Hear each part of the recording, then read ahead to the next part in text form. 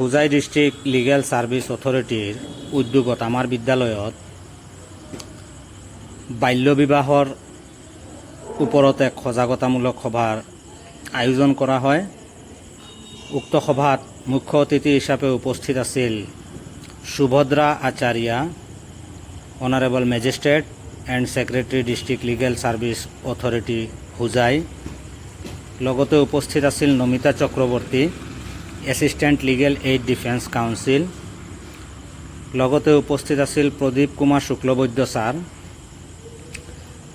তেওঁলোকৰ লগত উপস্থিত আছিল Swapan Das, office assistant district legal service authority Hojai district, Zahir Abbas, paralegal district legal service authority Hojai, আৰু আমাৰ বিদ্যালয়ৰ পৰিচালক সৈয়দ আহমেদ ছাৰ।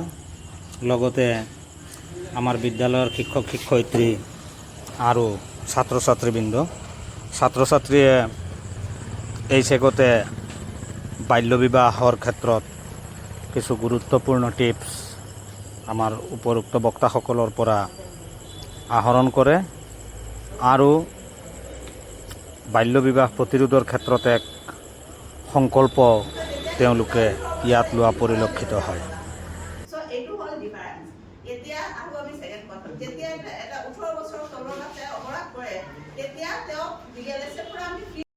এই বাল্য বিবাহ সম্পর্কে এক সজাগতামূলক সভা আমার বিদ্যালয়ের ছাত্র ছাত্রীক কিছু পরিমাণে অবগত করবার উদ্দেশ্যে ইয়াত আহ্বান করার বাবে। গতিকে চোৱা, মই থুলমূলকে কম, ইয়াত জ্যেষ্ঠসকল আহিছে, তেওঁলোকে এই সম্পৰ্কে তোমালোকক বিতংকে ক'ব। বাল্য বিবাহ কেৱল এক কথা নহয়, ই এক ব্যাধি আমাৰ সমাজৰ কাৰণে। আৰু ব্যাধি এইকাৰণেই,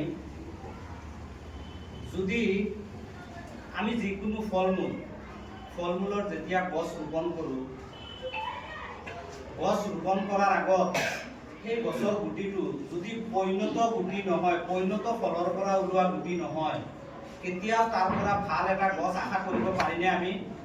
কেতিয়াও নোৱাৰোঁ। আৰু যদি নোৱাৰি, তাৰপিছত সেই যদিও থুনুক এটা গছ ওলালেই বাৰু, কিন্তু সেই গছজোপাৰ পৰা আকৌ ভাল ফল লাগিব বুলি তেনেকুৱা আশা কৰিব পাৰিনে আমি? ই এক উদাহৰণহে দিছোঁ। ঠিক তেনেকুৱা বাল্য বিবাহ আমাৰ সমাজত এক ব্যাধি। বাল্য বিবাহৰ লগত জড়িত হৈ ইয়াৰ লগত সংগতি ৰাখি সমাজৰ আন বিভিন্ন ধৰণৰ সমস্যাবিলাক উদ্ভাৱন হয়। গতিকে আমি সকলো, তোমালোকে ইয়াত কেৱল সজাগতামূলক সভা কৰি নিজৰ মনক নিজে সন্তুষ্টি প্ৰদান কৰা নহয়, তোমালোকে যিসকল, মই কেৱল ডাঙৰ ক্লাছৰখিনিক ৰাখিছোঁ, কাৰণ তোমালোকে যদি তোমালোকৰ সৰুখিনিক গৈ অনুকিয়াব পাৰা, ঘৰত গৈ অন্ততঃ নিজৰ মা দেউতাৰ লগত বা ওচৰ চুবুৰীয়া কাৰোবাৰ লগত এই বিষয়বস্তুবোৰ আলোচনা কৰিব পাৰা, বা এই ক্ষেত্ৰত আমি ল'বলগীয়া কি কি সাৱধানতা আছে সেই বিষয়ে বিতংকৈ আমাৰ ছাৰ বাইদেউসকল আহিছে, তেওঁলোকে অৱগত কৰাব। মই তাৰ পূৰ্বে তেওঁলোক আমাৰ মাজত আহি উপস্থিত হোৱাৰ বাবে আমি নথৈ আনন্দিত হৈছোঁ। তেওঁলোকৰ বহুমূলীয়া সময় যি নষ্ট কৰি আমাৰ মাজত আহি উপস্থিত হৈ আছে, তাৰ কাৰণে মই আমাৰ বিদ্যালয়ৰ তৰফৰ পৰা তেওঁলোকক সম্বৰ্ধনা জ্ঞাপন কৰাৰ বাবে আগবাঢ়িছোঁ।